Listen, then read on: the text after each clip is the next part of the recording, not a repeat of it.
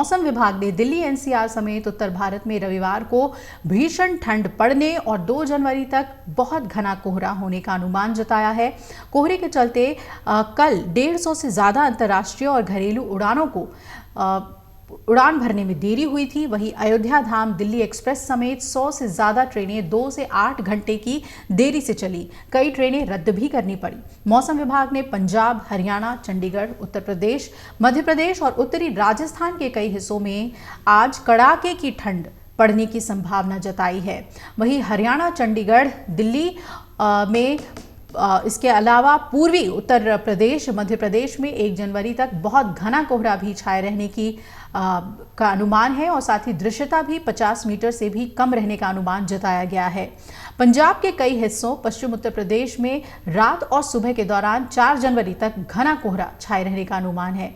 इसके अलावा जम्मू कश्मीर, लद्दाख, गिलगित, बाल्टिस्तान और उत्तराखंड में 2 जनवरी तक कोहरा छाया रहेगा। ओडिशा, असम, मेघालय, नागालैंड और त्रिपुरा में 31 दिसंबर को घना कोहरा रहेगा।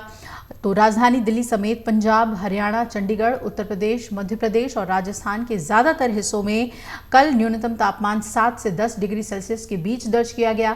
ज्यादातर शहर घने कोहरे की चपेट में रहे, बादल छाए रहे और सूरज की तपिश महसूस नहीं हुई। मौसम विभाग ने चेतावनी दी है कि कोहरे में धीरे ड्राइविंग करें, फॉग लाइट का इस्तेमाल करें, अस्थमा पीड़ित लोग बाहर ना निकलें और इससे सांस से जुड़ी परेशानी बढ़ सकती है। एयरलाइंस कंपनियों ने यात्रियों से कहा है कि एयरपोर्ट रवाना होने से पहले उड़ानों की स्थिति जांच लें। केंद्रीय प्रदूषण नियंत्रण बोर्ड के मुताबिक दिल्ली में कल 24 घंटे का औसत AQI 401 तक पहुंच गया था।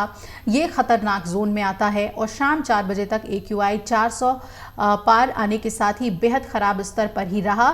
शुक्रवार को शाम 4 बजे शहर का AQI 382 और गुरुवार को 358 यानी बहुत खराब स्तर पर रहा था।